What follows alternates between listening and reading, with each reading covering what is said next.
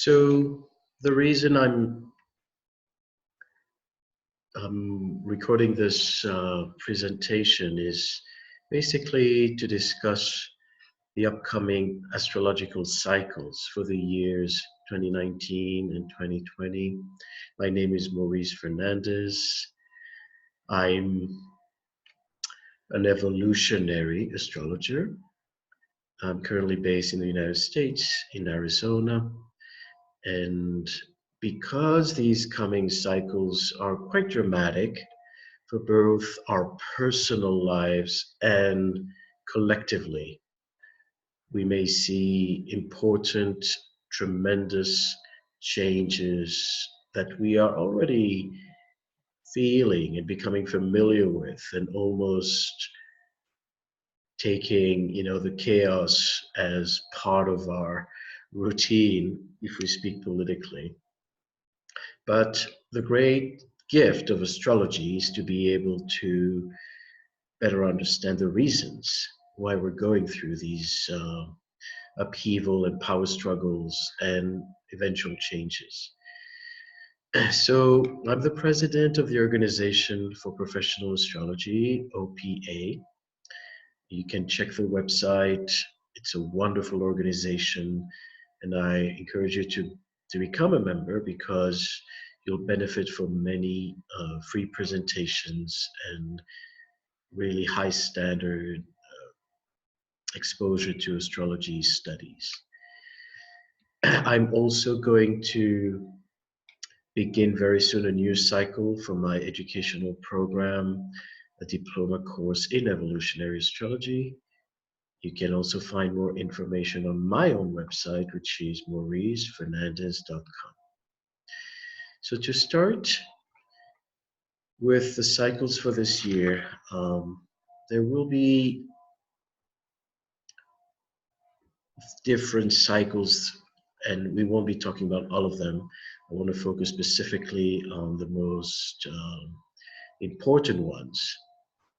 Some of you may already know that the planets Saturn and Pluto are in the sign of Capricorn, and they're getting closer and closer together.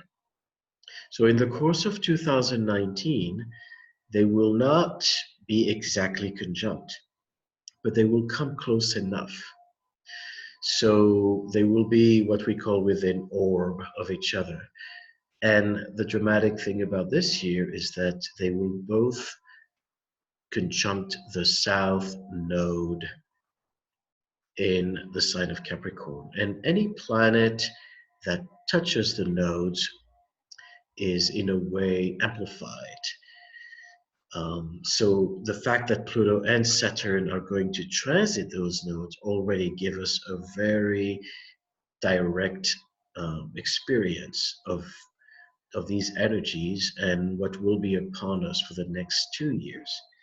So the first conjunction will already begin around April 2019, and then the second one with Saturn will be in the course of June, July 2019.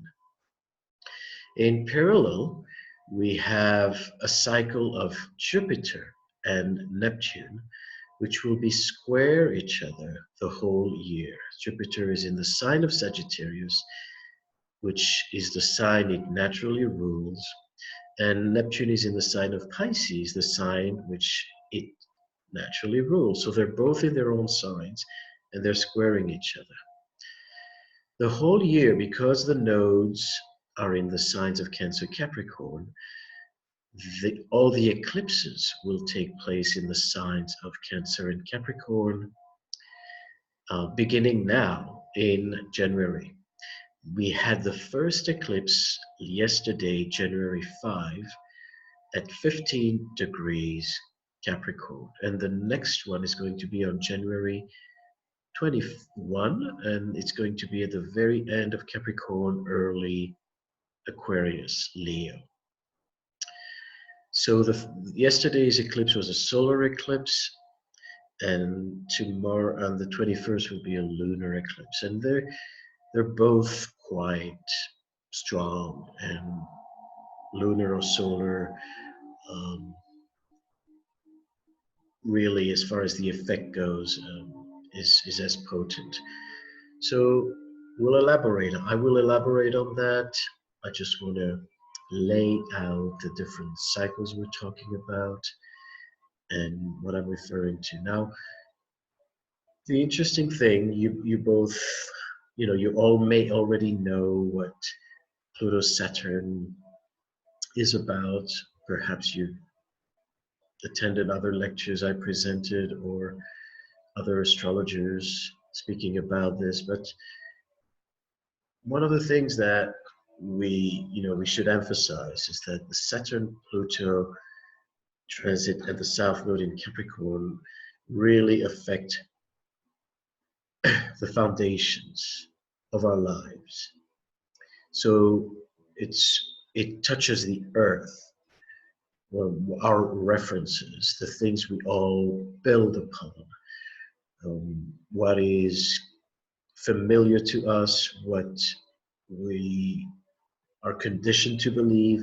So all the things were basically provided as a sense of security. So when the planets Pluto and Saturn are in Capricorn, the changes will occur on that foundational level. And it requires tremendous responsibility and a need to really, what I would say, realign our course. It's a time where we need to discriminate between what works from what doesn't, what is reliable and what isn't. So we all will be tested during this time to see if we are walking our talk, if what we do is actually providing results, if the advice we give is an advice we can follow ourselves. And basically, if we are not, then we can experience immediate repercussions, breakdowns, changes, and hopefully learn our lesson so that we may actually go back on track if we are straying.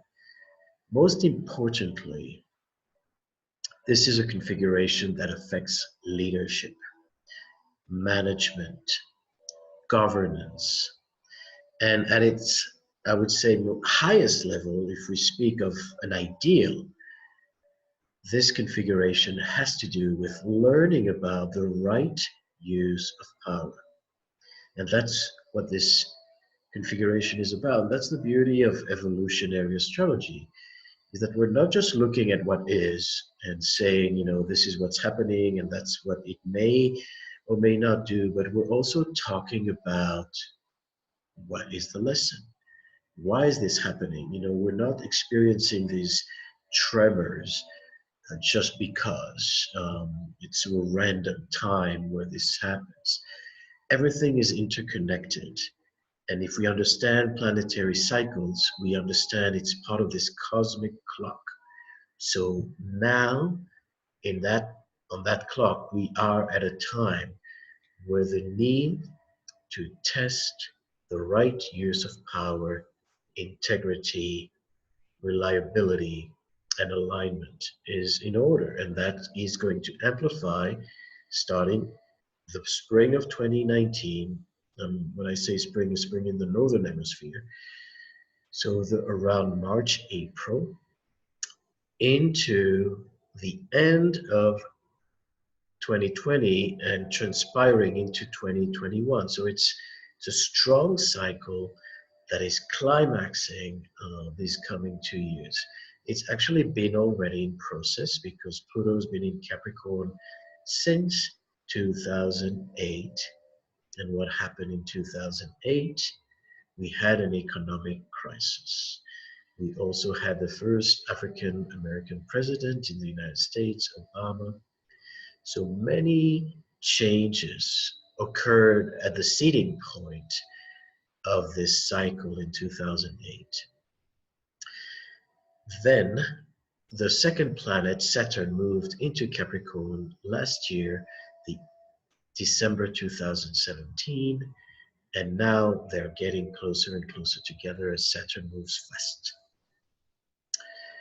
The second cycle of Jupiter-Neptune is completely different on the one hand in its qualities and influence, but they all aim at the same, I would say, goals, even though it may appear different on the surface.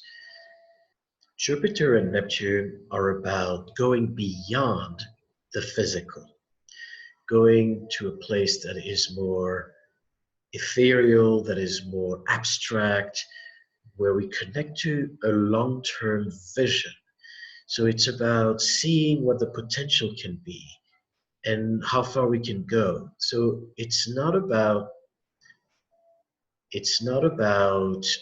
the practicalities of life, but it's more about understanding the greater reason, the larger currents, and what is not only manifesting now, but what could potentially happen.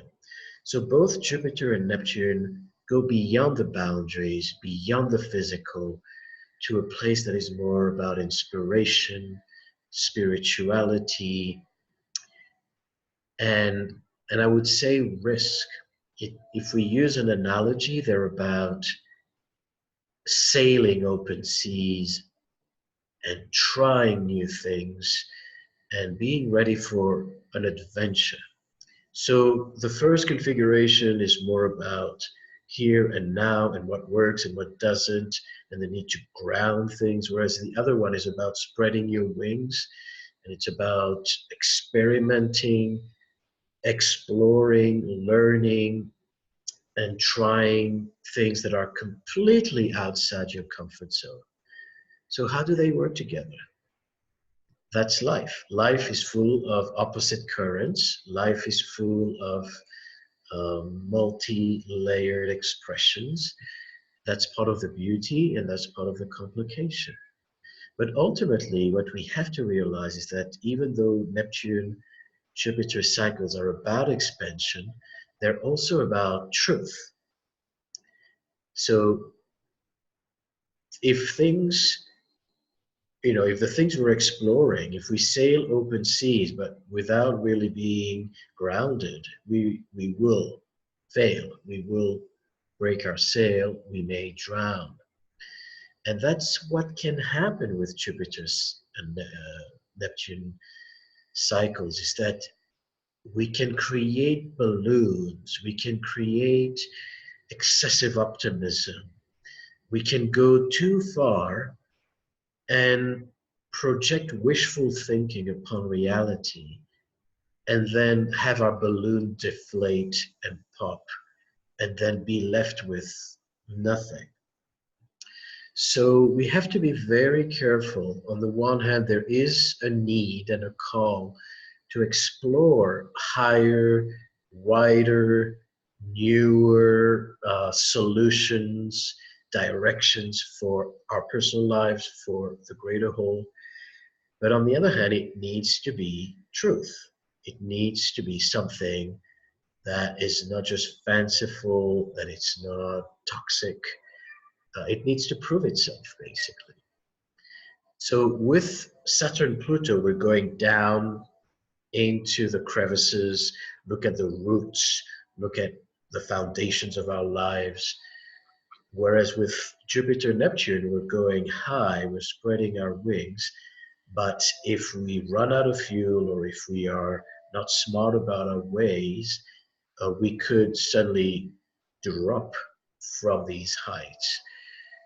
You will see quite often during Jupiter and Neptune cycles that very big projects, enterprises, corporations end up shrinking.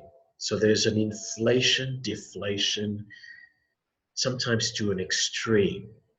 So things can go out of hand expanding and then they can shrink very dramatically um, when, like I said, we misuse this energy and we're not tuned into our spiritual integrity. The eclipses in Cancer, Capricorn are also affecting our sense of security, the motherland, our references, our sense of belonging, and of course, basically, it's about a need to come back home, to find out where we belong and what's really important for us. So let's begin with that, 2019, and explore a little bit more of what's coming up. So yesterday, the solar eclipse took place at 15 degrees Capricorn. And that happens to be the actual midpoint between Saturn and Pluto. And that midpoint is important. It's an activator. And we see, if we live in the United States, we see that there's such a crisis happening with the government shut down and Donald Trump wanting to build his wall and basically keeping all the workers hostage and the whole country really, because he wants to promote his vision, and it needs, to prove itself. So it's a test for him, a test of leadership. And if he basically imposes his wishful thinking forcefully, there may be repercussions.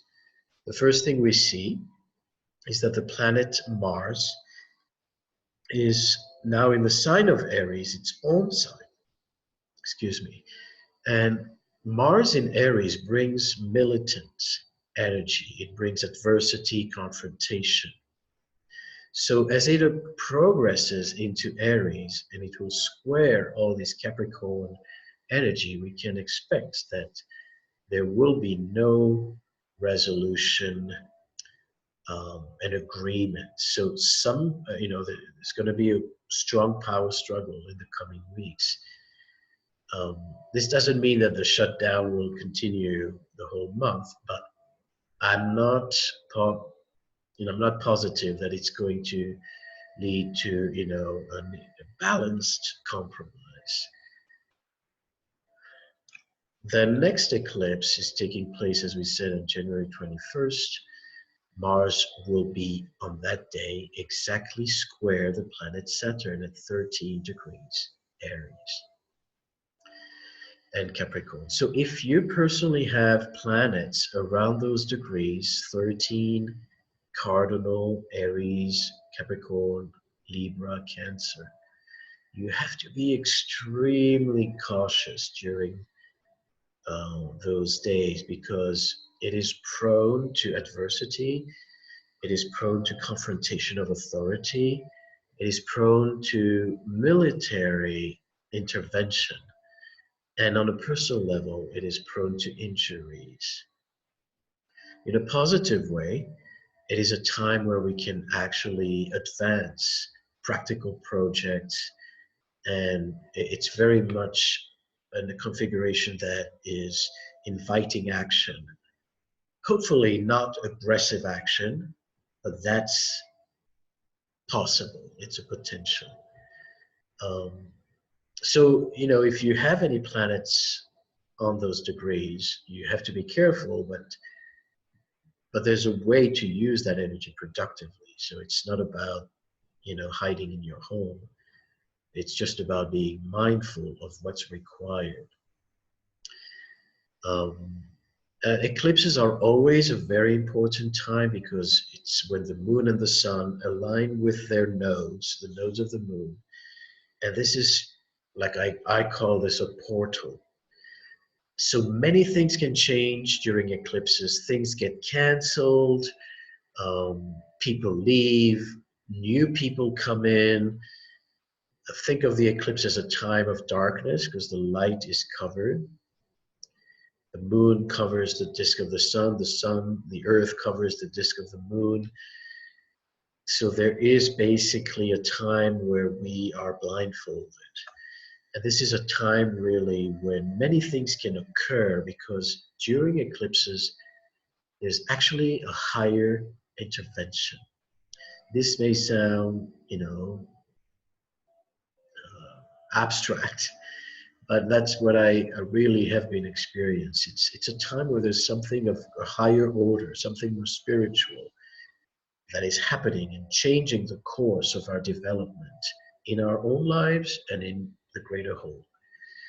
So it can be a time where you meet, the right person for your life. It can be a time where you decide to change jobs, and it's usually very sudden, very unexpected. It can also be a time where things you've been waiting for, that's been lingering, are suddenly coming to surface. So see it as a major activator.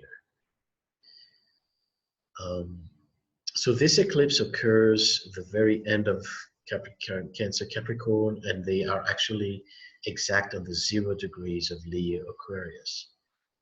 Very beautifully so. It's interesting that the planets Jupiter and Venus are going to be conjunct on this particular day or day after. And these are the brightest lights in the sky. Jupiter and Venus will rise very brightly in the mornings around that time. And so it's a spectacle to just go and watch them together. If you are up early doing some meditation or yoga practice, that's the beautiful sight. Now, what do they mean? Jupiter and Venus in the sign of Sagittarius represents that need for abundance, that need to increase what we have and to dream bigger. So this eclipse is going to be probably the most powerful one in the coming months, because so many other things are happening at the same time. You have an eclipse, which is always a big deal. Then you have a Mars-Saturn square, exact, and then you have the Venus-Jupiter square. Conjunction. So mark your calendars and do your ceremony, invoke, these higher energies. Like we say, this is a time where we can seed our intentions and we can invite abundance to our lives. We can be proactive in a very Mars in Aries way and take the course and the change that needs to happen. So it is a time where we actually have to break walls, and it's very symbolic. The wall is Saturn in Capricorn, and the breaking of the wall is Mars squaring it. So if there are walls in your own life, look at what's going on politically. If you are in the United States, and there's so much talking about walls, see where you need to build walls in your life, where you need to have a stronger sense of security, and see where you need to destroy walls. So this whole interplay of planets are very graphically discussed on a political level. It touches always what's collective is also personal. Looking forward, I was talking about the Jupiter-Neptune cycle and the square that is going to take place this year at the 14 degree of Sagittarius and Pisces, and I'm going to show that chart very soon. But before we get to that, I want to look at when did that cycle begin. It began in 2009, where Jupiter and Neptune came together the last time, and that was at 26 degrees Aquarius, a conjunct Chiron. And yes, this was the aftermath of the 2008 economic crisis.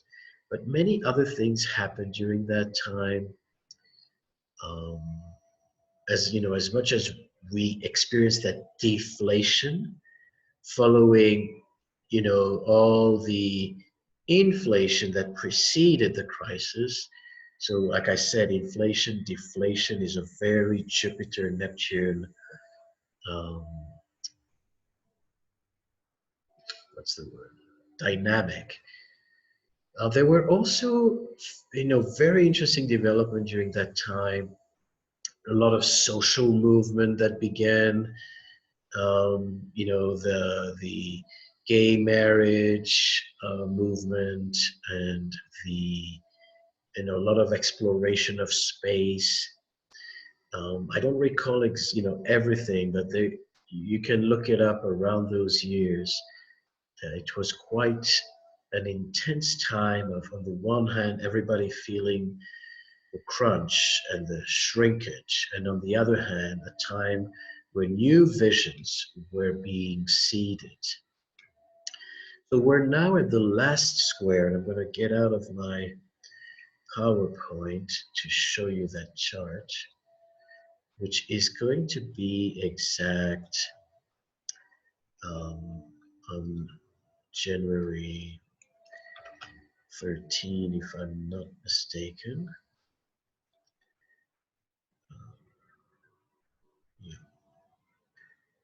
So January 13 is when we have the exact square between Jupiter and Neptune. And here comes the chart.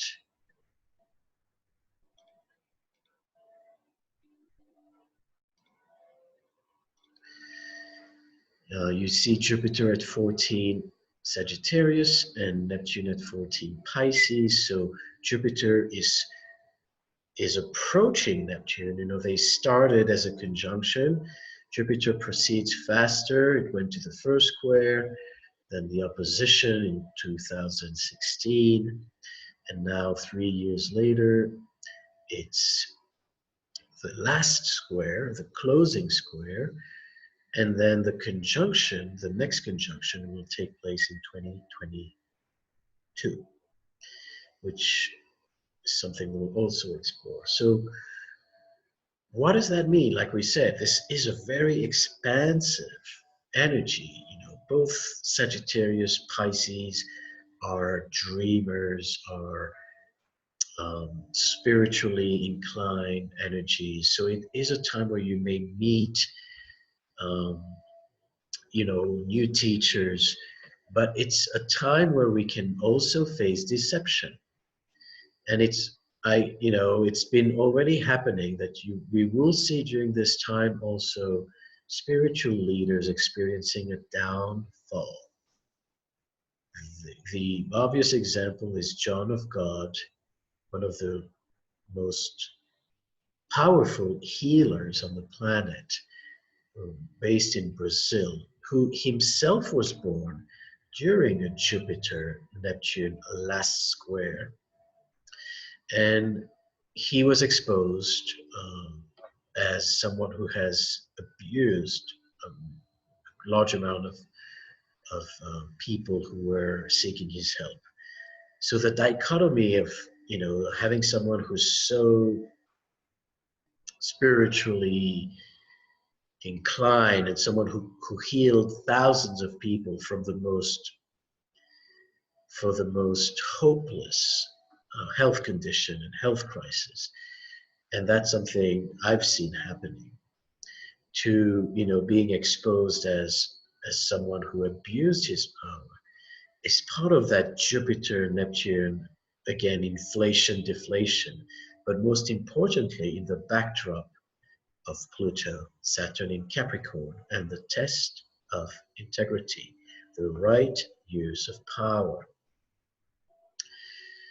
So this aspect is going to be on and off throughout 2019, and like I said, until they will eventually continue their course and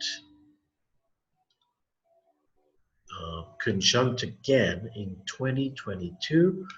You see, that's the next cycle, the ending of this one and the beginning of the next one, and that's going to be at 23 degrees Pisces, which is very interesting because both Jupiter and Neptune are rulers of Pisces. So the two rulers will meet in their own sign. And if we don't do our work, you know, the important thing about astrology is that we see energies and we see, you know, their meaning, but we never know exactly what form that's going to take.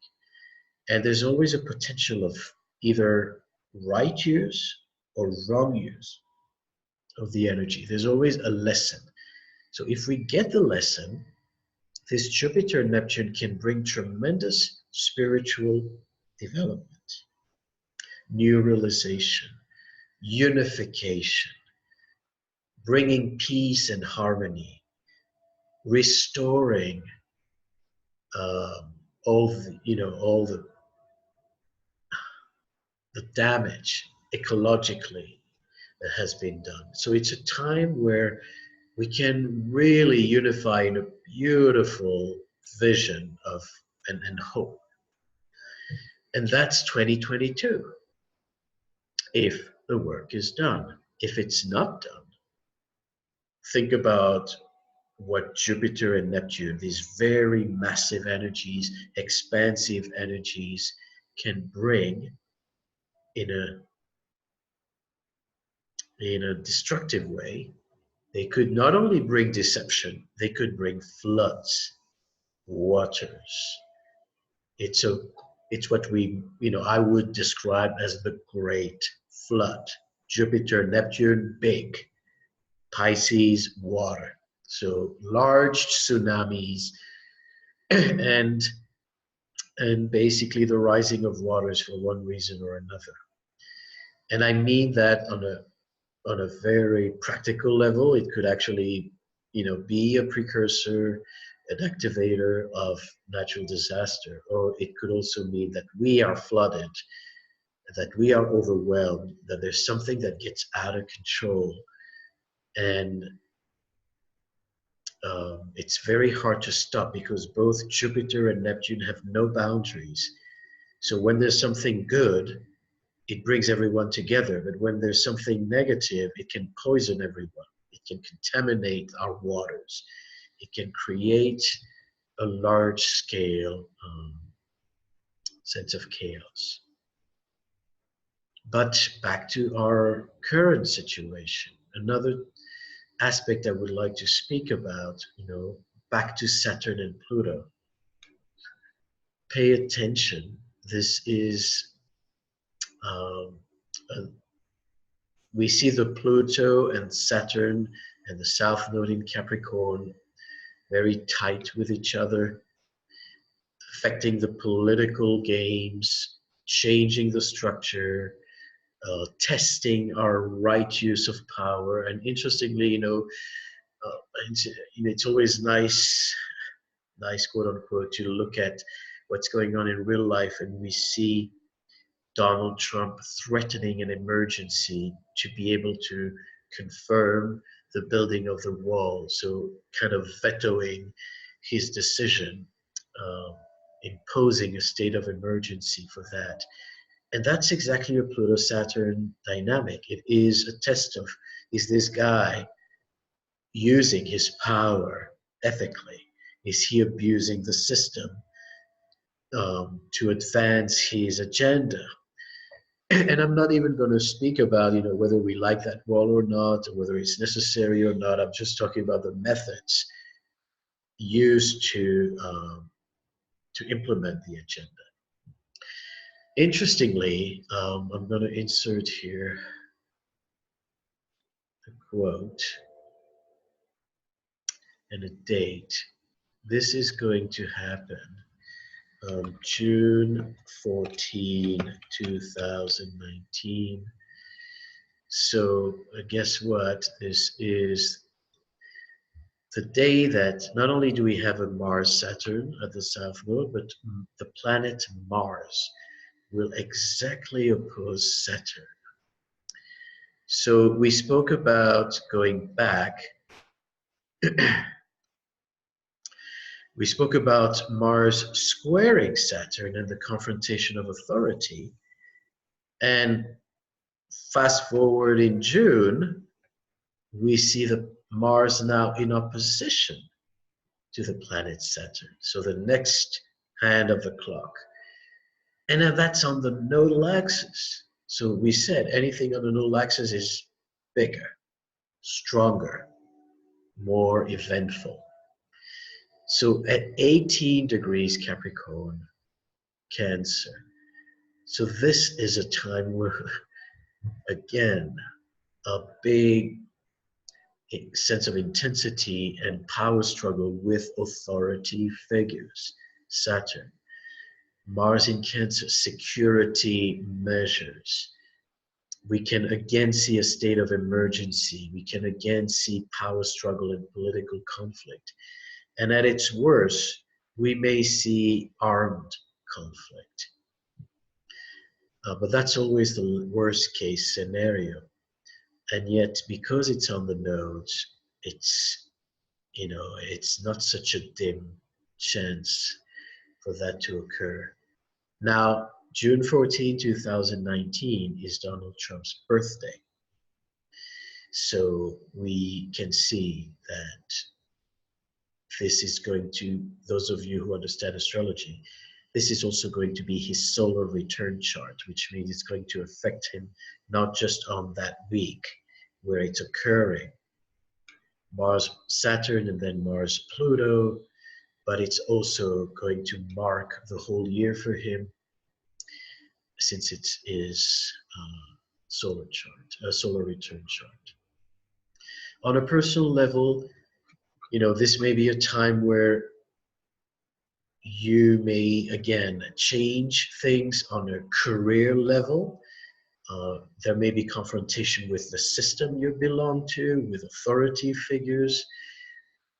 This may be a time where you want to do your own thing, where you want to branch out. Mars is always individualizing.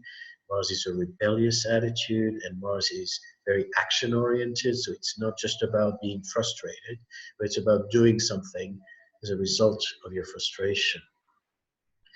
And so it can be a time where you decide to quit whatever you were doing, whoever you were with, depending on looking at what house it is in your natal chart.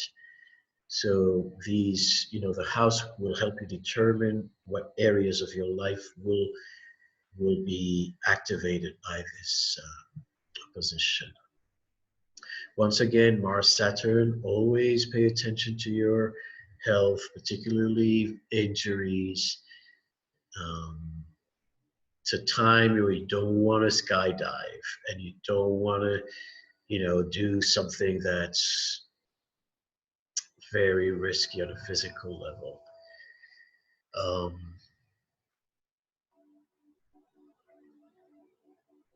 So forward,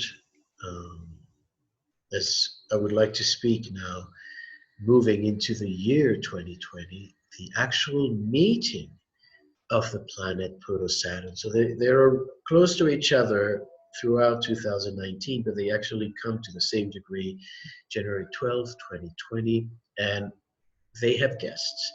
You see Pluto-Saturn, and then the planet Ceres and the Sun and the planet Mercury are all on that cluster at 22, 23 degrees Capricorn. This is also a time where Jupiter will be on the south node, and Jupiter on the node is quite powerful because it amplifies Jupiter. Now, when Jupiter is on the node, it's a time where we feel invincible. And it's like feeling that nothing can stop you. You're, you can affirm yourself, you gain authority. So people born with Jupiter on the nodes are usually people who have a strong presence, who have a strong vision, and who can be, extremely creative and strong leaders as well. But in a negative sense, Jupiter on the nodes can also be a bulldozer. energy. And what this means is that it creates some kind of blind faith and megalomania. You know, I can do everything, I'm invincible, and so forth. I mean, I don't want to give you too many examples of dictators who are born with Jupiter on the nodes, but one of them is Hitler, and another one of them is Ron Hubbard, who was the founder of the Scientology Church. So all kind of big megalomaniac people. That's again the negative expression. The positive expression, um, I think, someone I think has more of a positive vision is the Pope Francis, who's also born with a Jupiter on his nodes. So, going back here, just a moment. So this conjunction is a game changer. You know, I keep saying, I've written an article about this. I've spoken on multiple occasions, um, and you can read these articles on my website.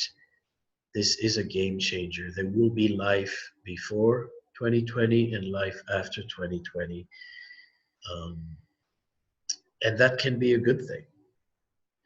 So the important thing is that this is a time when power is being redistributed on the planet.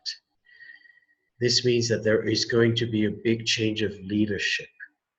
And that doesn't only mean, when we speak about power, it doesn't only relate to presidents or prime ministers, because it also affects whoever holds power behind the scenes. The power of oil, the power of the banks, the power of resources. So all the power dynamics are in question. So when Pluto-Saturn come to town, there's a vacuum because there's a shift, and there can be new players, there can be a new direction happening. And because of that, there's a vacuum. And what happens during a vacuum? The land's for grabs, so people basically use that time to promote their agenda. So we may see a lot of opportunism created during this vacuum. But the big test, from a spiritual point of view, the Pluto-Saturn conjunction is about testing who can handle the power and who is not going to be corrupt to hold that position. So because it's a test of integrity, the shadow side is corruption. So the whole time that this aspect is in operation, for this coming 2 years at least, we are going to see tremendous misuse of power and corruption for the sake of realignment, for the sake of, purging the corruption. And we already feel it. I mean, we've been already, through the Me Too movement, wrong use of power. We've been through, the dethroning of many powerful people, and we can only anticipate that this will continue, but maybe on a much more powerful level and more fundamental level. It can affect, again, the economic system, the banking system, the oil industry, and the governance of countries. The positive thing, and that's what all of us need to focus on. This is the time to actually bring new leaders that are ethical, that not only care for their little agenda and their minuscule, little egos, but it is to bring leaders who have a global vision and who really care not just for their parties, but for everybody, unifying leaders, visionary leaders, um, who will have both power and integrity. And it's possible, you know, they do exist, even if we tend to be cynical and think that everyone who's in power is necessarily corrupt. Now, let's look back at history. You know, we speak of these cycles, and this one is very important. This conjunction is very important because any Pluto-Saturn conjunction is important. But because it's in the sign of Saturn, more important. And those of you who know astrology, I'm going to add another term here that's, I know, worth mentioning, is that both Saturn and Pluto will be on their own respective nodes. So Pluto has their Pluto is on its own node, and Saturn is on its own node. And what this means is that Pluto and Saturn are in their cycle, are in that place where they are exactly on meeting the orbit of the Sun. So they are on the ecliptic. Most of the planets are not exactly on the ecliptic. They're a little north, a little south, you know, they migrate. But Pluto comes to the ecliptic on that degree, 19 to 22 Capricorn, and so does Saturn. So it adds to the importance and to the effect of this. Let's look back at history. When were previous time when these two planets came together? 2014. Excuse me, 1914. They came together, here you see them, in the sign of Cancer. What happened in 1914? We had the First World War, which was not just about a military conflict, it was about a complete reconfiguration of Europe. It was the end of the Ottoman Empire, it was the end of the Russian monarchy. In China, you know, leadership was shifting. The whole globe was going through this intense transition, because that's what Pluto-Saturn does. It collapses and it redefines, and I'm using the term redistribution of power. So there's a vacuum, things are destroyed, systems collapse, something new needs to emerge. And, you know, who knows what emerges? It can be, like we say, an enlightened, a visionary leader, or it could be, you know, the same old, trying to grab power. So everybody becomes very hungry and thirsty for power during this time. Like, I want it. I want the, you know, the coffers. I want the money. I want the resources. I want to dominate the world. That's what Pluto-Saturn brings, this sense, this need to dominate the world. And on a personal level, because it's not just the big players, countries, but on a personal level, it's also about our own references, our own parents, our own teachers. Who are we going to follow? Are we walking our talks? Are we exposing some shadow in our own history, in our own lineage? Is this a time where we can heal the past? Because as we destroy something, like I said, it brings space for a transformation. So if you've had, you know, very difficult experiences with your parents, this can be a time of reconciliation, of a new path.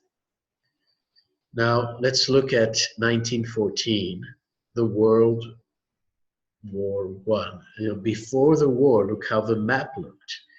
You know, Austro-Hungary and the size of Germany, and Sweden and Norway were one country, and we had the Ottoman Empire, you know, including part of Yugoslavia and Macedonia and all these Balkan countries and North Africa. And then on the right side, we see modern Europe, and not so modern, but what is the foundation of modern Europe.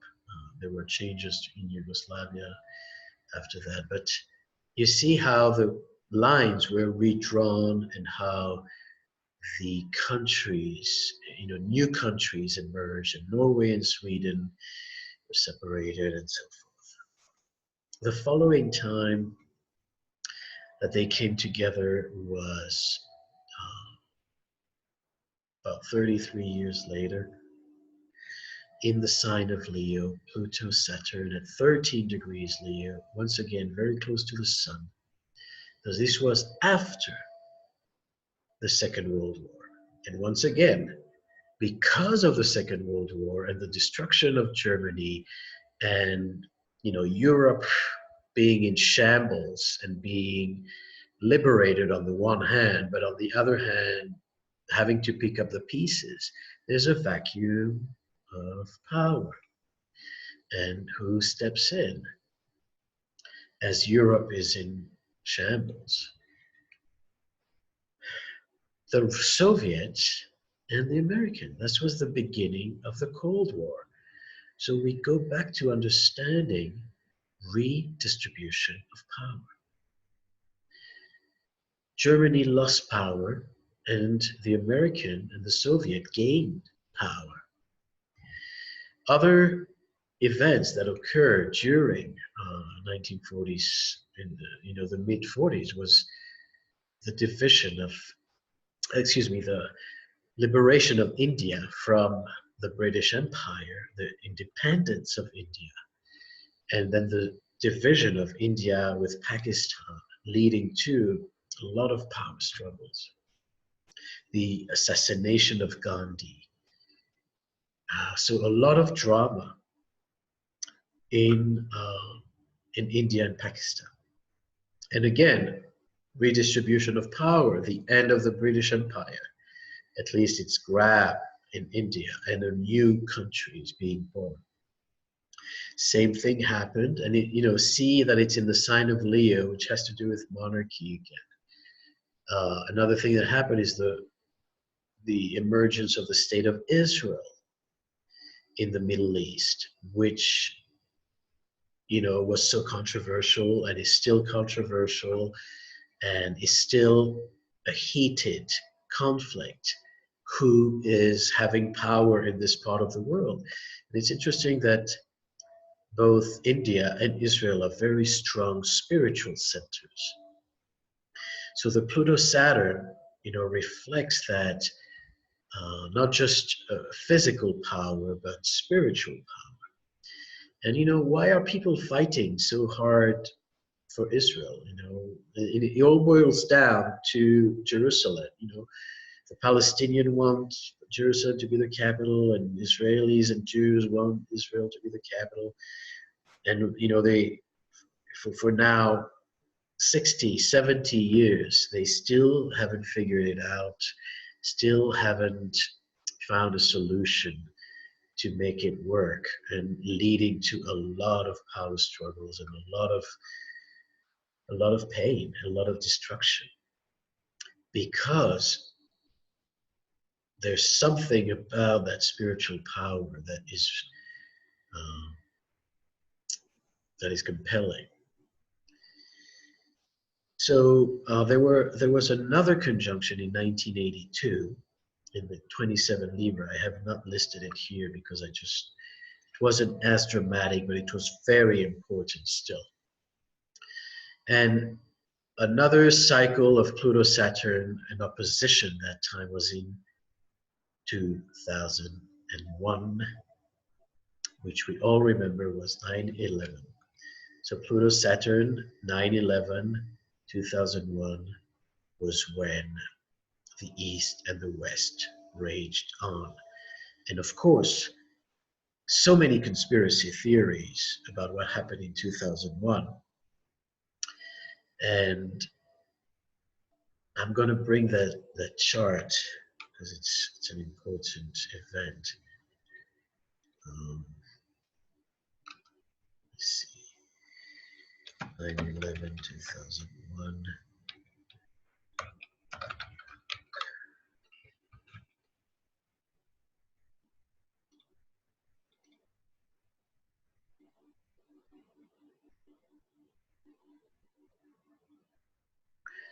So you see here Saturn in Gemini, Pluto in Sagittarius. And this has to do with a cultural war. You know, that was a time where not only were there so many, so much destruction, and this led to the war in Iraq and so forth, but it also was a time when so much antagonism towards Islam and the rise of Islam in Europe and the rise of Islam in the United States um, led to a lot of controversy, racial incidents, a need to again, leading to a lot of tension in the European Union. So all this has to do with Pluto, Saturn in Sagittarius, Gemini, which are related to cultures, to racism, to fanaticism. So both sides of the equation, fanatic Muslims, fanatic Christians, fanatic every religion, and then the fear of foreigner, the fear of those who have a different belief system.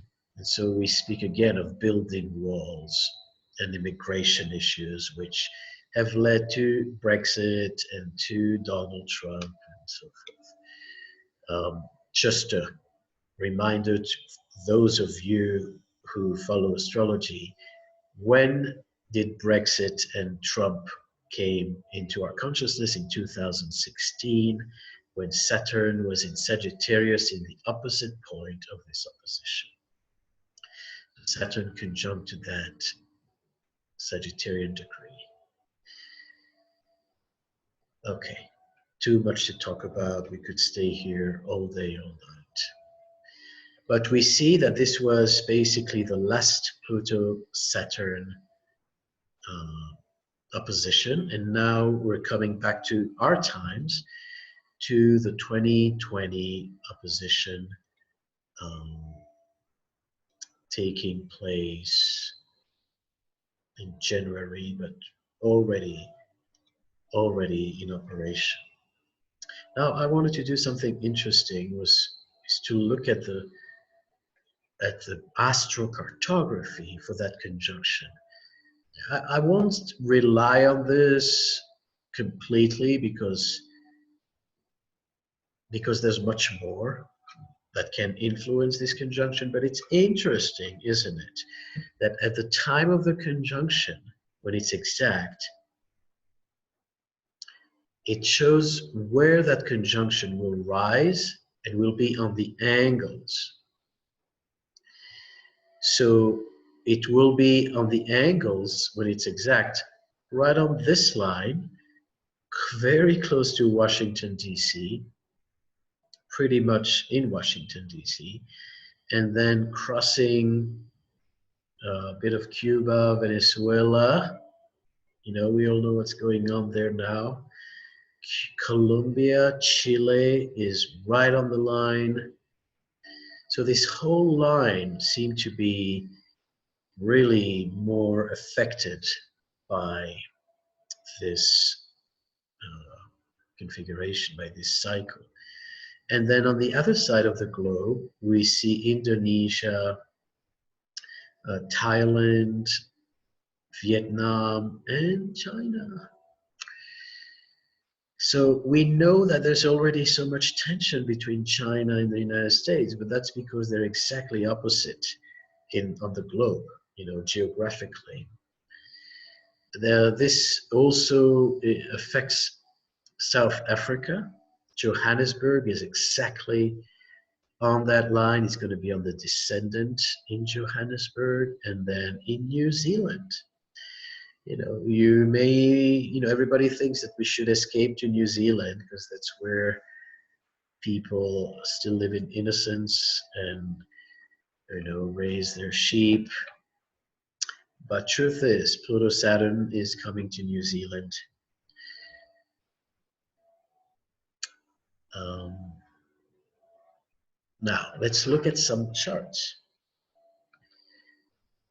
We speak about power, and we speak about the redistribution of power and holding power. Now, look at the chart of Saudi Arabia. Modern Saudi Arabia was created in 1932 during a Pluto-Saturn opposition in Cancer Capricorn. Now, is there, and it's in the second and eighth house of Saudi Arabia. Does that speak of resources? Does that speak of having tremendous power in the world thanks to their resources? Not only are they born during a Pluto-Saturn opposition, but they're also born during a Neptune-Jupiter cycle, exactly 8 degrees Virgo. So we see here the religious qualities, the influence of Saudi Arabia being a cultural center, a religious center for Islam. It's a place of pilgrimage, but it's also a place of tremendous abundance. Jupiter, Neptune, it's the boundless. It's the land of billionaires. And yet, Pluto-Saturn, we know about the violation of human rights. We know about the misuse of power. And Mars is conjunct in Leo, the Pluto, which has to do Mars in Leo, the dominance of the male in the the hierarchy, gender hierarchy. So you see how the Saturn, Pluto, Mars is a very aggressive, very patriarchal configuration. Now, Pluto, Saturn are coming to conjunct exactly in opposition to natal Pluto of Saudi Arabia. And Neptune, by transit, will be exactly on the north node of Saudi Arabia.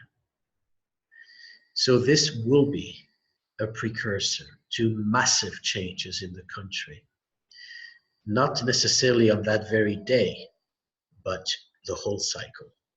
So 2019, 2020, 2021, expect a change of leadership, expect a change of policies, a lot of things changing in the kingdom.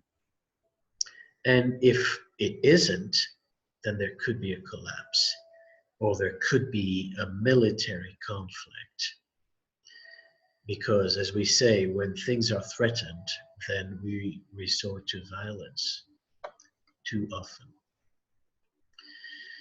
Angela Merkel, who is the current leader of Germany, went through a very important transition already because her party was losing power. So she stepped down and had another leader who is an ally of her being a leader of the party. And you see that when this happened, the current nodes in December 2018 were on her sun. So this led to a favorable outcome for her because her ally, came to power and helped her party solidify. But if we look at 2020, the Pluto-Saturn conjunction will oppose her sun. Already 2019. So this means we know she's going to retire, but this means something is also happening in the leadership of Germany. Massive power struggle, and I believe she may step down because this squares Neptune and Neptune dissolves. So we see that it's a very important change of leadership in Germany through her chart. China. We all speak about, the rising importance of China and the delicate power struggle in China. And as the United States loses credibility in the eyes of the world, nobody now relies on the United States as much as they used to because of the volatile and inconsistencies in the leadership. We see China, seizing the vacuum, using that vacuum. And we see that the Pluto-Saturn conjunction will also occur on the Jupiter of China. And there's going to be a Saturn-Jupiter conjunction on the moon of China, which we'll talk about. Now, is China going to be the leader of the world? I don't know. I mean, to me, it sounds very premature to rush to these conclusions because primarily China is a very isolated culture, even though economically it's very central and, a manufacturing center and tremendous resources. But on a cultural level, no one in the West really adopts Chinese culture. Sorry. So it could rise, in its economic influence, but I am not sure it's going to, so to speak, really become, the dominant force for the reasons I discussed. But China is going through a major upgrade. It's going through the Jupiter-Saturn is going to occur on its ascendant, on its moon. It's a new era happening in China, 2021 in particular. So this is the worst manifestation of Pluto-Saturn, when greed and misuse of power and immediate gratification, immediate gain at everybody else's expense is what the Pluto-Saturn is actually, in my opinion, trying to destroy this particular image. Is to expose the corruption, is to stop this cancer and destruction of the planet, for easy, immediate gain. But I said, that's if we ride the positive wave. And once again, natural disaster versus man-made disaster. Are they linked? Global warming, climate change, or, simply lots of pollution. All our resources are contaminated. The food chain is contaminated. We're on the verge of a sixth extinction. Animals have no place to be. We're just moving our concrete on every natural reserve. We're drilling everywhere. So we are going to live in a concrete prison if this trend is not reversed. But that's the positive side of Jupiter-Neptune, which I'm going to refer back to. So that's again an illustration of how absurd these times are. We speak of preserving rainforest, of green job, of renewable energy, of clean air, and it's like, no, it's a big hoax. We don't need that. We need to further exploit the natural resources and consume with abandon. But that's true leadership. Is this leader, minding their own agenda, or are they really working hard and being first in line? So we can expect, many bumps and many sinkholes during the Pluto-Saturn era. That's part of the change of political governance, but it's also a physical change. So yeah, try to leap over this, or maybe build a bridge. You have two options: the blind attempt to grab and hold on to your power, pretending nothing happened, just speed up a little bit and you'll be fine. Or really understanding something is fractured in our system. Something's not quite working, and Pluto-Saturn will make us even greatly aware of that. How can we be so calm? I think many of us suffer from anxiety, in these days because we lost faith in our leaders and the system. We wake up and we see kids being shot in their school. Like, how can we move forward? And it's impossible. It's all we lost our innocence. We see everything is burning. We see the plastic pollution. So I think most of us are not in denial. Today it's hard to be in denial, and yet we feel helpless. We feel like, as much as we scream and as much as we shout, um, the bulldozers march on. But if we are looking behind the scenes, perhaps there is change. Perhaps we could use this vacuum in a productive way and restore order. And that's, again, think of Capricorn. Everything is happening in the sign of Capricorn. And Capricorn has to do with order. It has to do with restoration. It has to do with reliable leadership. And yet, we are at the risk of war. 2020, June 2019, and the second half of 2020, we are at a risk of armed conflicts. At worst, a global war. And this fellow has it right. War is failure. There's no way we can justify war. There are always solutions.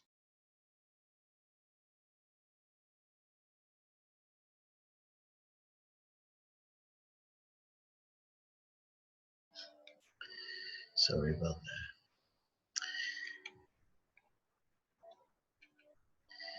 that. And that's another Capricorn message. Father says to son, be careful where you walk. And the son responds, be careful, I walk in your footsteps. We must lead by example. Another positive Capricorn message. Be the leader that you're asking others to be. Remember that I'm with her. That's who we must really care about. That's where our efforts must be focused. And that's an opportunity. Now we look at this last chart. There are two very important events that happened after the Pluto-Saturn conjunction. One of them is in December 2020.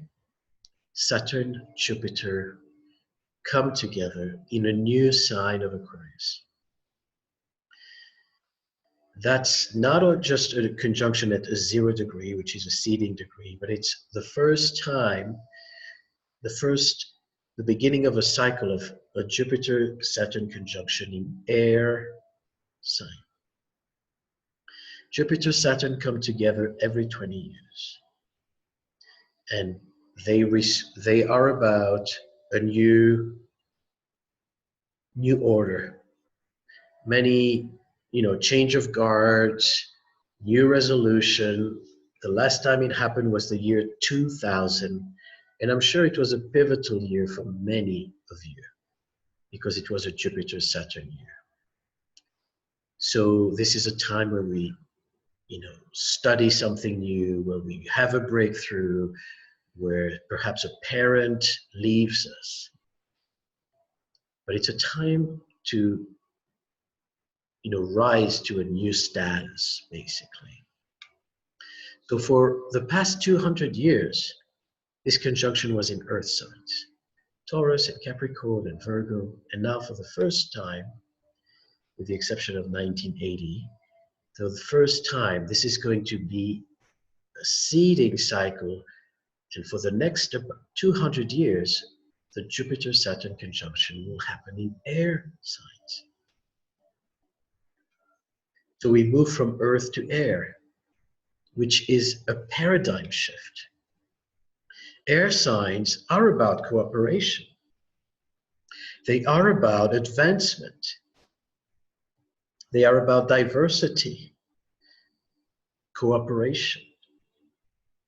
So this Jupiter-Saturn conjunction can bring an era of diversity and new ideas and new discoveries and the advance of science. You know, we speak about how no one listens to science anymore, but this is a time where we can go back to logic. We can go back to something that is provable, that is not just fanciful, that is not just wishful thinking, but something measurable. So it will be a time for both advancing human rights, Aquarius, international relations, Aquarius, as well as the advance and progress on a technological level. Now, there's also a shadow side to that, and that's the misuse of technology. And that always happens. You know, we always have a shadow side. But to me, this represents a new era nonetheless. And this new era is completely reconfiguring the way of thinking, the way the world is governed.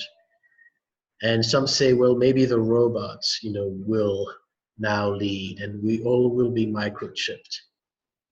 Yeah, that's worst case scenario, is that we will live in a virtual reality because nature will be destroyed, and you know the only thing we'll do to eat will be to build robot bees.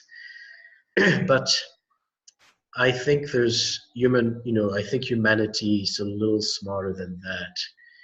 And I think that this is actually a time where um, we can advance more enlightened ideas. Now, this is also so this happens in 2020, and it will impact the whole following year of 2021. So in a way, as we see this, you know, this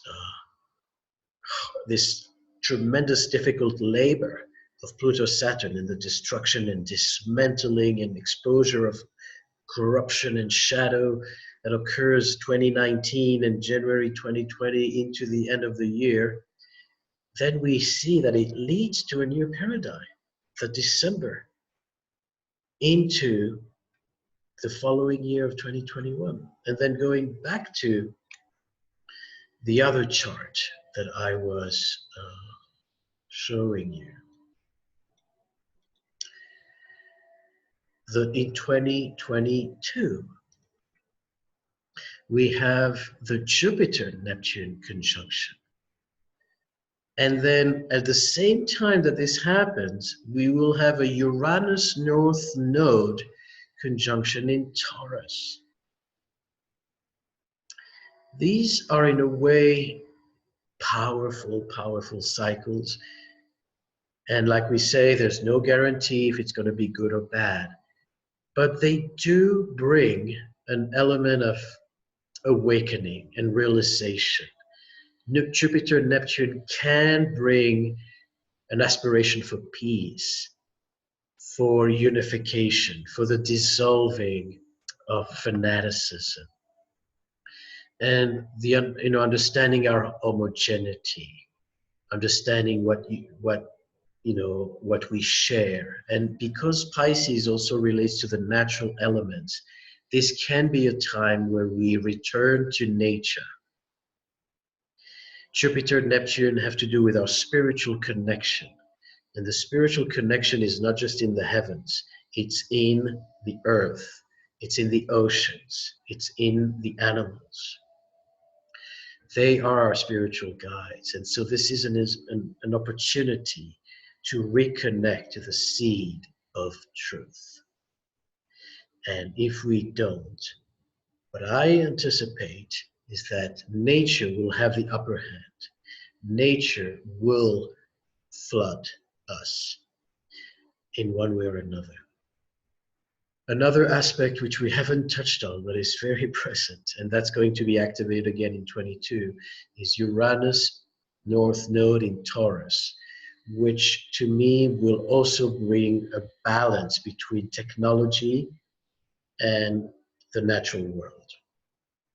Taurus is the natural world with Pisces. Taurus has to do with agriculture, with food, with physical resources. Uranus has to do with inventions, forward thinking, so new technologies, not to destroy the earth, not to abuse the earth, not to plunder, but to actually cooperate with the earth. This also brings an indication for a new economic system coming into consciousness. The whole passage of Uranus in Taurus will reform our food chain as well as our trade assets. So it is a time when we will be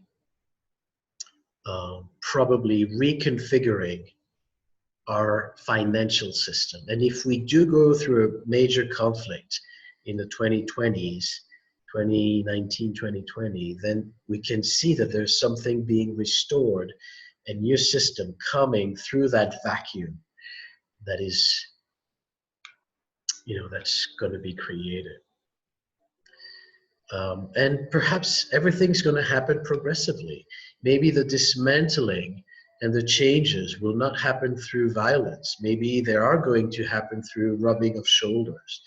I mean, don't know. We'll see. We look at the options, we see what the energy is about.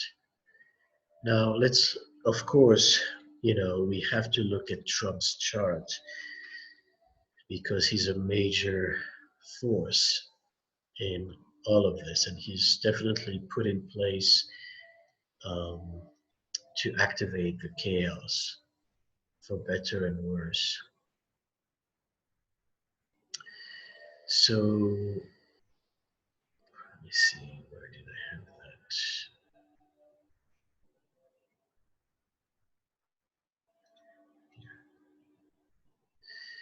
So this is the chart. Inner wheel is the natal chart of Donald Trump. Outer wheel is the 2020 Pluto-Saturn conjunction. So what do you see here? I'm going to copy this chart.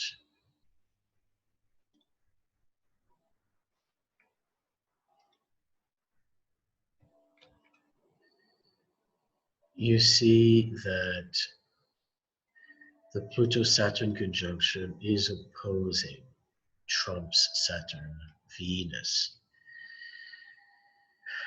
So this means that he will be tested. This means that already starting in 2019, his abuse of power and his methods will be questioned. Very likely the Mueller investigation will creep in.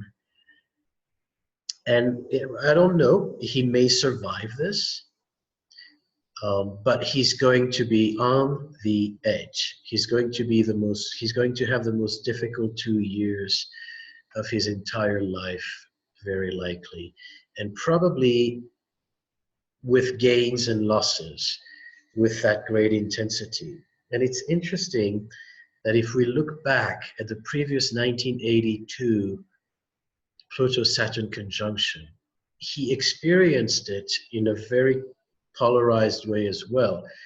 On the one hand, he built the Trump Towers during that time, and his daughter Ivanka was born around the last Pluto-Saturn conjunction. So he had this he's very close to her. And And obviously the Trump Tower is his big symbol of power. But at the same time, he lost his brother, and he went through bankruptcies. So he had deep highs and deep lows during these early 80s years. We can expect the same this time. We can expect his leadership to be immediately challenged, but he's a very tenacious person. He's definitely not giving up, and he's a fighter. They may not like him, but that's truth. He is a fighter, and he's not giving up easily. So it may even be that because his leadership will be questioned, and his integrity and his methods and all these investigations will happen, and there will also be political power struggles with Russia, with China. We can expect him to flex a muscle as well, and to create a more radical changes. I don't want to speak about the elections yet of 2020, because these are going to be depending on who is going to be the Democrat representative. But I will say that Donald Trump has big chances of another term. If if these energies are not expressed at their highest level, there could be again a power grab of sorts. If Donald Trump is re-elected in 2020, I do believe that he will not finish his second term. But let's not go so far and return to our present time. What I would like, to remind everyone is that these are important times. These are necessary times of adjustment and realignment. We went astray, and it's an opportunity to bring back sanity. It is an opportunity. These 2 years are years of mastery. They are going to bring the best out of us, because they touch on these signs of Capricorn and Sagittarius and Pisces and Aquarius.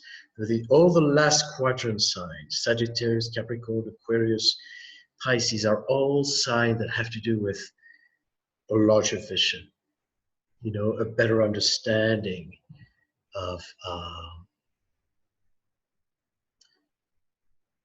the way to move forward. So the visionary in us. But it's not a time to wait for others to fix things. It's not a time where we can feel, where we can run away from responsibility. It's a time where every individual must be part of the collective, and there's no running away. And that's, I think, a difficult task, because even young people today cannot escape what's going on in the world. They're immediately affected, and it can lead to a surge of cynicism and depression.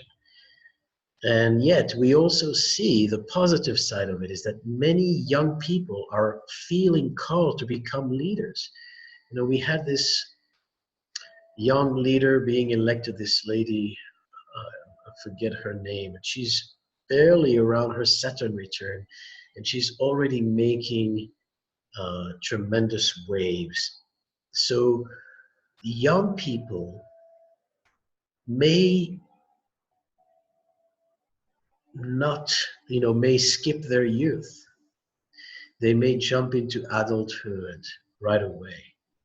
And that's in a way, a loss of innocence. But the positive thing is that just like we see with the Parkland demonstration, the children marching, to change the world, um, they become a positive force in society. And on this note, I would like to thank every one of you for watching. And I hope you understand that we do have a choice. I hope we understand that this is not an easy time, but it is a time where the iron is hot. It's in Capricorn. So something that's usually so rigid, so fixed, so entrenched is now movable. And we can reconfigure, we can remodel and build something new that will last for future generations, for at least 40 years into the future, and recondition us what we call this new paradigm. May God bless us on this journey. May we remember what truly matters. And may we be protected. May we be forgiven. May we be guided. Thank you.